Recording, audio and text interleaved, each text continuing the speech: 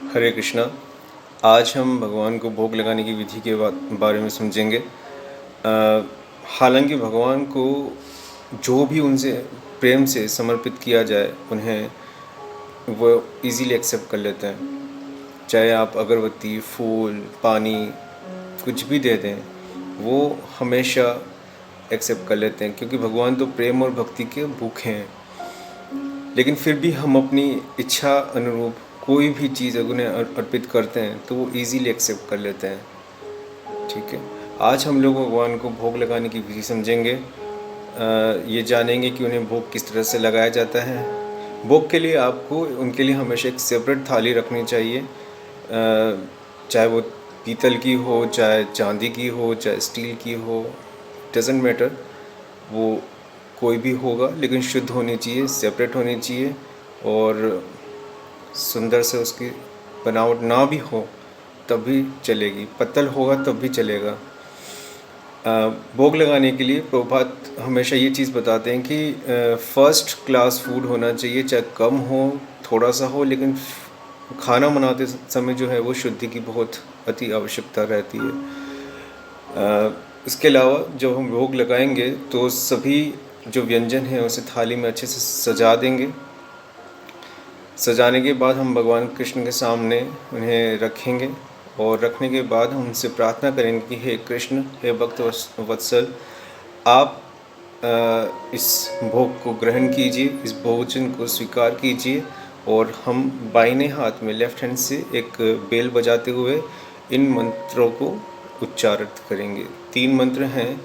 नमाओ विष्णु पदाय कृष्णपृष्ठाय भूतले श्रीमति भक्ति वेदांत स्वामी इति नामिने नमस्ते सरस्वती देवी गौरवाणी प्रचारणे निर्विशेष शून्यवादी पाशत्य नमाओ विष्णु पदाय कृष्णपृष्ठाय भूतले श्रीमति भक्ति वेदांत स्वामी इति नामिने नमस्ते सरस्वती देवी गौरवाणी प्रचारणे निर्विशेष शून्यवादी पाशत्य नमाओ विष्णुपदाय कृष्णपृष्ठाय भूतले श्रीमति भक्ति वेदांत स्वामी इति नामिने नमस्ते सरस्वती देवी गौरवाणी प्रचारणे निर्विशेष शून्यवादी पाशत्य नमो महावदन्याय कृष्ण प्रेम पदायते कृष्णाय कृष्ण चैतन्य नामने गौरतुषे नमो नमो ब्रह्मदेवाय गो ब्रह्मणाय हिताय जय जगत्ताय कृष्णाय गोविंदाय नमो नमः। इन दोनों मंत्रों को भी 3-3 बार उच्चारित करना है।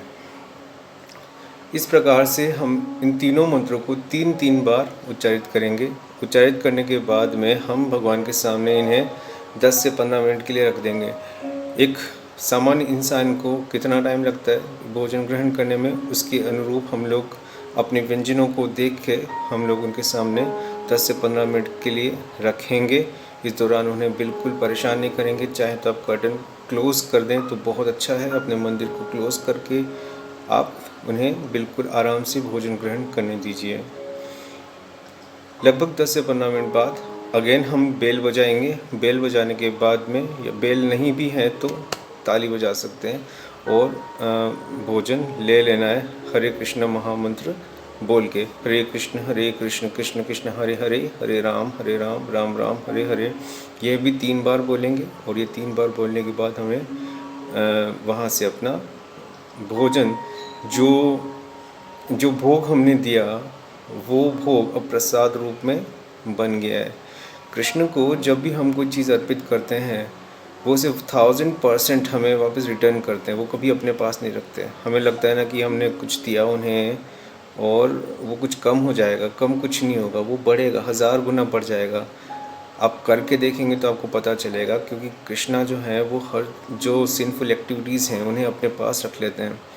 भोजन बनाते समय, भोजन इकट्ठा करते समय, भोजन के लिए धन की व्यवस्था करते समय अगर हमसे कोई सिंफुल एक्टिविटीज़ हुई है तो वो सभी सिंफुल एक्टिविटीज़ को अपने आप में ले लेते हैं और उस भोग को प्रसाद के रूप में हमें दे देते हैं। इतने दयालु हैं। तो अगर हम उस प्रसाद को ग्रहण करते हैं तो हमें आध्यात्मिक प्रगति में बहुत फ़ायदा होता है, उन्नति होती है और भक्तों का संग मिलता है। हमारा जो चित्त है वो रजोगुण या तमोगुण से सतोगुण की ओर प्रगति करता है।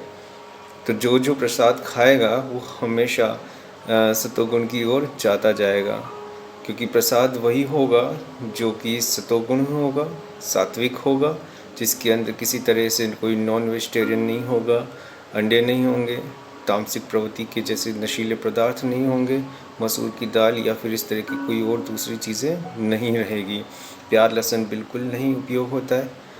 तो इस प्रकार का सतोगुणी जब भोजन आप प्रसाद के रूप में पाएंगे तो आपको भी आध्यात्मिक उन्नति के शीघ्र अतिशीघ्र नए नए अवसर मिलते रहेंगे।